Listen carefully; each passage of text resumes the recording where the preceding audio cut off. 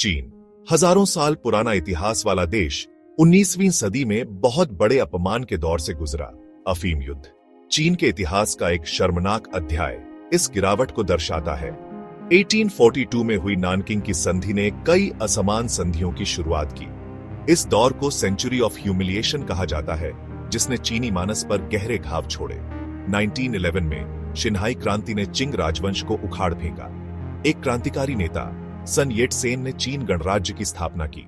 20वीं सदी की शुरुआत में चीन में फैली अराजकता और अस्थिरता ने साम्यवाद के उदय के लिए उपजाऊ जमीन प्रदान की। 1921 में स्थापित चीनी कम्युनिस्ट पार्टी ने एक मजबूत, अधिक न्याय संगत समाज का वादा किया। करिश्माई क्रांतिकारी माओ त्से-तुंग के नेतृत्व में सीसीपी को किसानों और मजदूरों का समर्थन मिला, जो सत्तारूढ़ राष्ट्रवादी सरकार से मोहभंग कर चुके थे। चीनी गृह युद्ध सीसीपी और राष्ट्रवादियों के बीच एक क्रूर संघर्ष 1927 में शुरू हुआ। द्वितीय विश्व युद्ध के दौरान असफलताओं और क्रूर जापानी आक्रमण का सामना करने के बावजूद सीसीपी 1949 में विजयी हुई। माओ ने पीपुल्स रिपब्लिक ऑफ चाइना की घोषणा की, जिससे देश के लिए एक नए युग की शुरुआत हुई। सीसीपी, जो अब सत्ता में थी, ने व्यापक सुधारों को लागू किया। भूमि पुनर्वितरण का उद्देश्य किसानों को सशक्त बनाना था और उद्योगों का राष्ट्रीयकरण कर दिया गया। चीन कम्युनिस्ट शासन के तहत अपनी पिछली कमजोरी को दूर करने और विश्व मंच पर अपना सही स्थान हासिल करने के लिए तेजी से परिवर्तन के पथ पर चल पड़ा।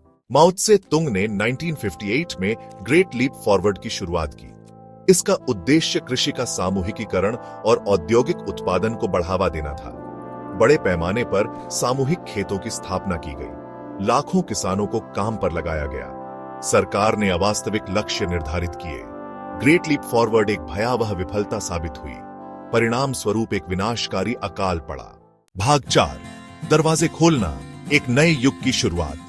ग्रेट लीप फॉरवर्ड की तबाही और सांस्कृतिक क्रांति की उथल पुथल के बाद चीन महत्वपूर्ण बदलाव के दौर से गुजरा। 1978 में सर्वोच्च नेता के रूप में उभरे देंग जियाओपिंग ने आर्थिक सुधारों की एक श्रृंखला शुरू की, जिसने चीन की नियति बदल दी। बदलाव की आवश्यकता को पहचानते हुए देंग ने चीन का ध्यान भारी उद्योग और सामूहिक कृषि से हटाकर एक अधिक बाजार उन्मुख अर्थव्यवस्था पर केंद्रित कर दिया। उन्होंने प्रसिद्ध रूप से कहा, इससे कोई फर्क नहीं पड़ता कि बिल्ली काली है या सफेद, जब तक कि वह चूहे पकड़ती है। देंग के सुधार कृषि से शुरू हुए। कम्यून व्यवस्था को खत्म कर दिया गया और किसानों को अधिक स्वायत्तता दी गई। उन्हें अपने अधिशेष उत्पाद को बाजार में बेचने की अनुमति दी गई, जिससे उत्पादन बढ़ाने के लिए प्रोत्साहन मिला।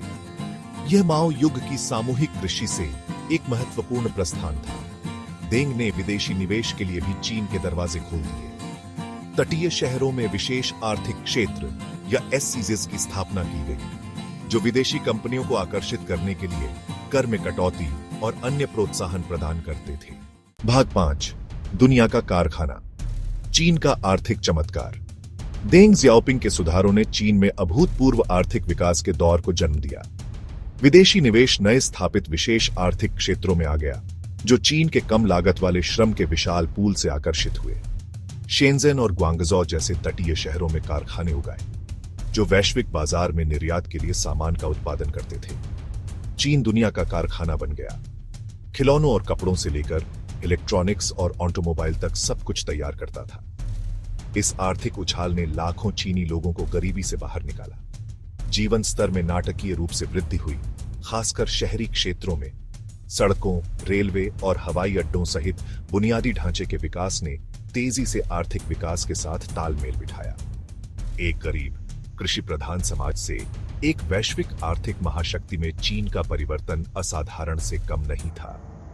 इस कायापलट की गति और पैमाना मानव इतिहास में अभूतपूर्व था। भाग 6 ड्रैगन की पहुंच, वैश्विक महत्वाकांक्षाएं और नवाचार। अपनी नई आर्थिक ताकत के साथ चीन ने वैश्विक मंच पर खुद को स्थापित करना शुरू कर दिया। चीनी कंपनियां, जो कभी सस्ती नकल के उत्पादन के लिए जानी जाती थीं, ने प्रौद्योगिकी और दूरसंचार जैसे क्षेत्रों में वैश्विक दिग्गजों के साथ प्रतिस्पर्धा करना शुरू कर दिया। हुआवे, एक दूरसंचार उपकरण और उपभोक्ता इलेक्ट्रॉनिक्स कंपनी, 5G तकनीक में एक वैश्विक नेता के रूप में उभरी। अलीबाबा, एक ई कॉमर्स दिग्गज ने पैमाने और पहुंच में अमेज़न को टक्कर दी। मानवयुक्त अंतरिक्ष उड़ानों और चंद्र अन्वेषण मिशनों के साथ चीन की तकनीकी कौशल उसके महत्वाकांक्षी अंतरिक्ष कार्यक्रम में स्पष्ट हो गई। एशिया, अफ्रीका और यूरोप तक फैले एक विशाल बुनियादी ढांचा विकास परियोजना बेल्ट एंड रोड इनिशिएटिव या BRI में भी चीन का बढ़ता वैश्विक प्रभाव स्पष्ट था। BRI, जिसे अक्सर न्यू सिल्क रोड के रूप में जाना जाता है, का उद्देश्य सड़कों, रेलवे, बंदरगाहों और पाइपलाइनों के नेटवर्क के माध्यम से चीन को दुनिया के बाकी हिस्सों से जोड़ना है। चीनी रणों और निवेशों द्वारा वित्त पोषित इस महत्वाकांक्षी परियोजना ने चीन के बढ़ते भू राजनीतिक प्रभाव के बारे में चिंताएं पैदा की हैं। भाग 7, चीन की चुनौतियां, एक संतुलनकारी कार्य। अपनी उल्लेखनीय वृद्धि के बावजूद चीन कई चुनौतियों का सामना करता है। देश के तेजी से आर्थिक विकास की कीमत चुकानी पड़ी है। प्रमुख शहरों में प्रदूषण का स्तर दुनिया में सबसे ज्यादा है। अमीर और गरीब के बीच की खाई लगातार चौड़ी होती जा रही है, जिससे सामाजिक तनाव पैदा हो रहा है। सूचना और असंतोष पर अपने कड़े नियंत्रण के साथ चीन की सत्तावादी राजनीतिक व्यवस्था ने मानवाधिकार समूहों की आलोचना को आकर्षित किया है। अंतर्राष्ट्रीय मोर्चे पर दक्षिण चीन सागर में चीन की बढ़ती आक्रामकता और ताइवान पर उसके रुख ने संयुक्त राज्य अमेरिका और अन्य देशों के साथ तनाव को हवा दी है। अमेरिका और चीन के बीच व्यापार युद्ध, हालांकि हाल के वर्षों में कम हुआ है, दो महाशक्तियों के बीच आर्थिक और भू राजनीतिक प्रतिद्वंद्विता को उजागर करता है। एक वैश्विक शक्ति के रूप में चीन के उदय ने भू राजनीतिक परिदृश्य को फिर से आकार दिया है, जिससे अंतर्राष्ट्रीय समुदाय के लिए अवसर और चुनौतियां दोनों पैदा हुई हैं।